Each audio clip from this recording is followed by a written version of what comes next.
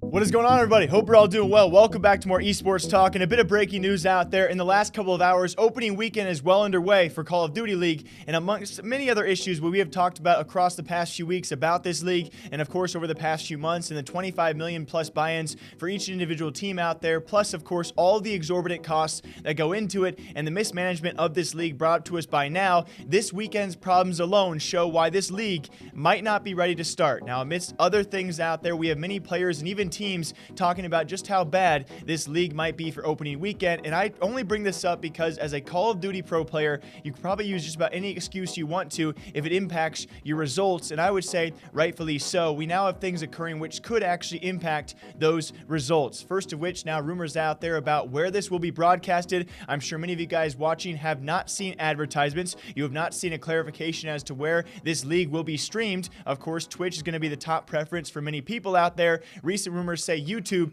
could also be an option, which obviously the result in this could be tumultuous. It could be great, depending upon if they actually sold those broadcasting rights, if YouTube pushes it correctly. Although we've seen in the past, YouTube has done not so well with things like CSGO when they sent ESL Pro League rights over there as well. So I have no reason to have faith, although I hope it does change in terms of choosing YouTube over Twitch. Although it could be a great thing, historically speaking, it has not been a great thing for viewership, which is already a big worry when it comes to Overwatch League, and their failing success is all around viewership. So when it comes time for a rumor where Twitch could not be the chosen platform and YouTube could be, you have to have at least some bit of concern, some bit of worry. Yes, if you have faith, it could be a great move, although we just don't know it, and the fact it's not been announced until the day before, we still don't know where it's going to be streamed. If there's a TV deal as well, that's a gigantic issue and problem to have. Not to mention the patch, which was actually dropped a couple of days before the league. That's kind of a Fortnite / Epic Games move to see these patch updates. I wouldn't say a gigantic overhaul, but a giant change, I would say, for a lot of pro players,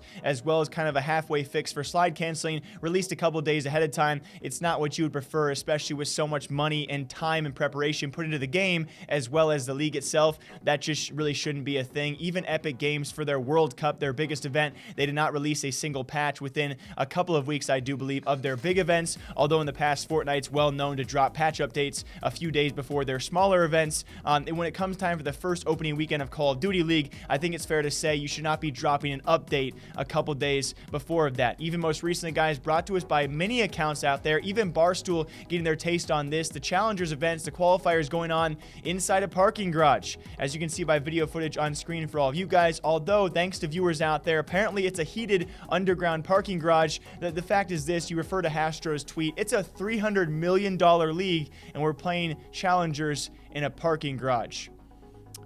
You guys can share your opinions on that. Mine is not a very positive one, I would say. And then very lastly, Patty P. Aches is always speaking his mind out there. Apparently unfair setups when it comes to comparing the home team, that being the Minnesota Rocker, and the other teams out there with broken setups. By the way, Seattle Surge might want to control your social media guy, because everything, well, once it's out there, it cannot really be fully deleted, because they also confirm broken practice setups, either teams not even to play at all or scrim at all during this time, which is very important, of course, with opening weekend. You apparently have one home team able to practice, and the rest are playing against bots or not able to scrim at all. And I go back to my first statement about this. These series are so important. These results and the points acquired during any weekend are so important. I would say a fairly limited amount of matchups compared to other esports out there, especially when it comes to a point system. Winning anything means a lot here, and if you can blame any of these results that come after this weekend on a lack of practice or a lack of setup or a lack of anything else, therefore that's not set up for you at the event, of course players are going to it, and I would say rightfully so. As of right now, it's not looking good. Of course, I hope it goes out well. We are now within around 24 to 30 hours of the league starting. We have no idea where it will be streamed, if there's a TV deal, if all the teams get fair practice. It's a lot of issues to open up with for the opening weekend, and hopefully only other organizers will learn from these circumstances. But it's going to be crazy, guys. I don't know if this league is ready to start, but it's going to have to be, because it starts tomorrow.